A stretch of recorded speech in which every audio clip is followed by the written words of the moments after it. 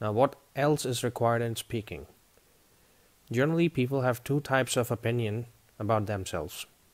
The first type: my speaking is good, hence I don't have to practice for IELTS speaking as daily, as I speak in English in my office. The second type is I just completed my studies from a Hindi medium school, so I can't speak in English at all. Both type of students should know that this is not only speaking English, but more than that for an IELTS test. That's why practice and skills are required to attempt the exam. Some of the tips are: firstly, practice regularly for the exam. Regularly practice the small questions, cue cards, and discussion questions. Practice them according to the test rules. Every part has different skills. Another thing to remember is listen to the question before framing an answer.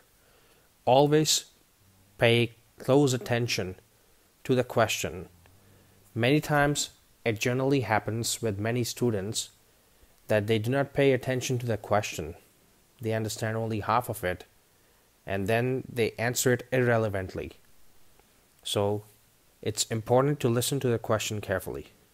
Listen to the question patiently and frame answer accordingly. Don't take too much time to frame your answer. Another thing to remember is answer the questions properly. It is an English speaking test, and your English language is checked. So extend your answer appropriately and properly. For example, there's a question for you. Are you a student or working? Generally, many candidates will answer this question: I'm working as a professional, or I'm a professional, or I'm a student. This is not the appropriate answer. The better answer could be: I'm a professional working as a staff nurse in a reputed hospital, that is our chemist, located in Sector 20 Chandigarh. I'm working there since 2008. Sometimes too much long answers lose coherence, so keep your answer in such a length that you do not lose the coherence of the answer. Always try to speak what exactly do you do. If you're pursuing a job, explain what your job is and where is your office and since how long you've been working in the same company. If you have had any previous work experiences. If you have to talk about your study, then you should explain about what study you have completed, from where you did it, and what are your further plans. Another thing to remember is always make an eye contact. Making an eye contact during the speaking shows the level of confidence a candidate has. Eye contact doesn't mean staring at the examiner. So you should be talking eye to eye, face to face. You should not be watching here and there. You should make an eye contact in a polite way, not the examiner feels that you are staring at him or her. Another thing to remember is don't learn the answers. Do not cram any answers. Try to make up your own answers based on your personal experience and personal life incidents. Usually students try to learn the answers, and that's something the examiners are good at judging. If you have crammed something, they will know it in the first place. Learn the art of how to answer the questions properly. Asking questions again. In case there's an event where you're not able to understand the question the examiner has asked you, do not hesitate to ask the question again. Sometimes students hesitate to ask the question again if they don't understand it during the first attempt. Either they keep quiet or frame a vague answer. Instead, you should try to ask the examiner to repeat the question. You can simply say, pardon sir, or pardon ma'am, could you please repeat the question?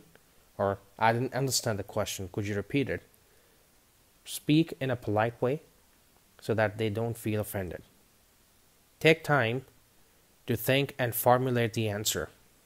The speaking test contains 3 parts.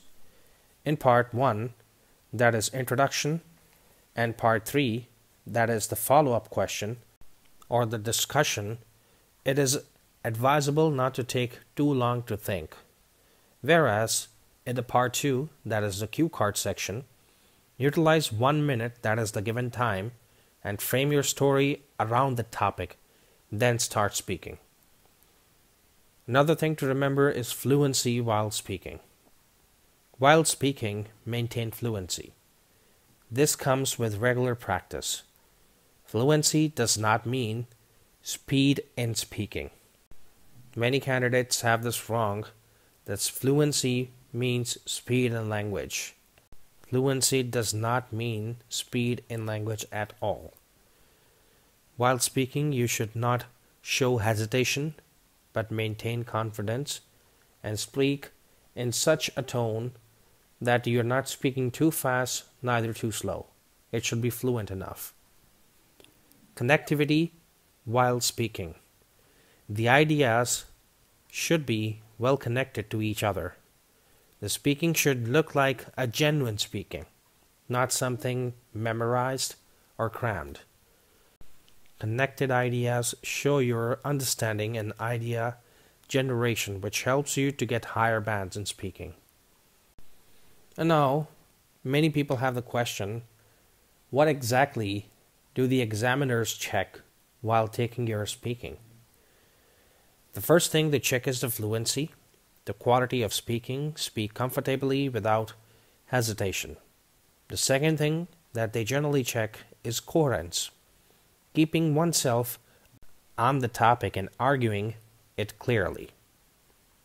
Usage of conjunctions, pronouns, and connectors within and between the sentences. This is something they check.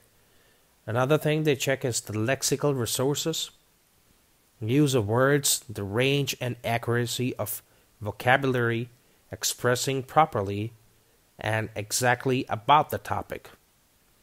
Another thing that they check is grammatical range and accuracy, perfection towards use of language, use of tenses, simple and complex sentences. That's something they consider very important in your speaking. And the last thing that they generally check is pronunciation. Speaking the language with correct pronunciation, which sounds like a native speaker of English country or any English country. So your pronunciation of the words should be correct. Now here are a few examples of the questions that are generally asked under part 1. That is the intro questions. Some very common questions are about yourself, about your hometown, your hobbies, your family, what food you like, where do you work, your friends, about your country, about cooking, meeting people, school. If you're studying at school, they may ask you about your school, about fitness, about reading books, and name or names of people, shops, house, transport, festivals and celebrations, about your city, about music, about spending time in the evening, about communication device, about routine, about color, about dancing, relaxation, clothes, visiting a place, language, reading and writing skills, birthday, movies, parties, sports, uniform, newspaper, advertisement, creativity, bicycle, swimming, place of living, traveling, seasons, laughing, writing letters, contacting friends, birds, animals, flowers, household work, gifts, museum, science education, religion, library, driving, internet, toys, time, neighbors. These are few examples of what is generally asked in these questions. Always remember, whatever answer you can give based on your personal life, that is always considered as the best answer, because that actually sounds more natural. If you prepare some answers, and if the examiner is able to judge it from your way of speaking, from your body language, they will mark it as cramming, and you may lose bands on that.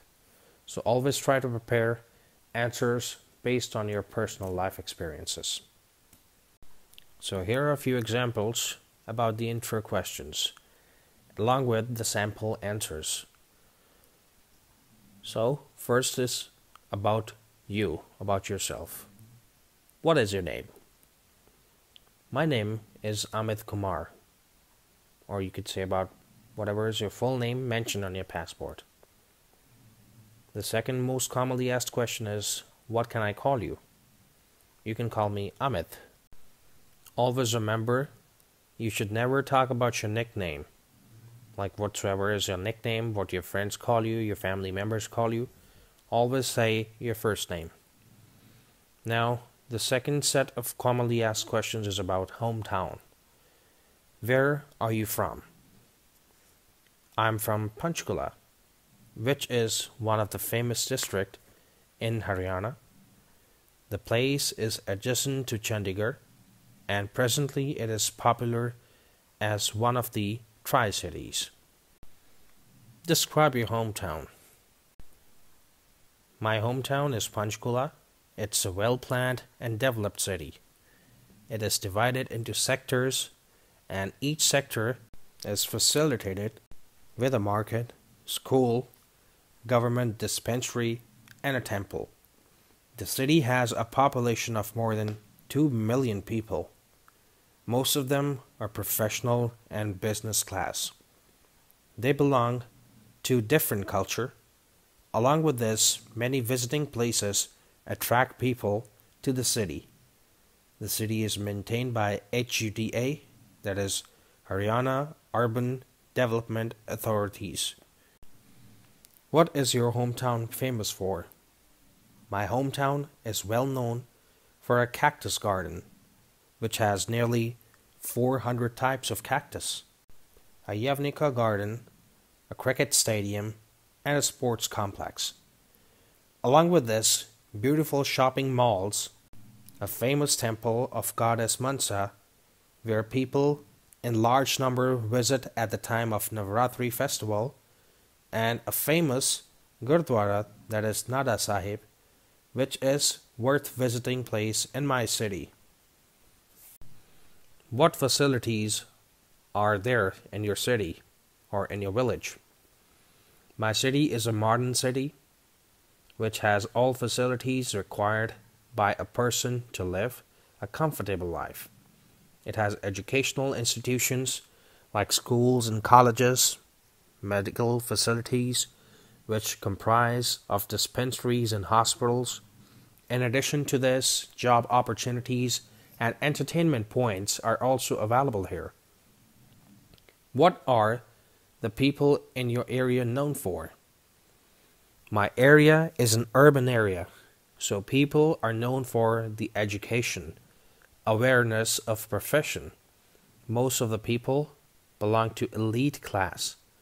My city is mirror of modernization.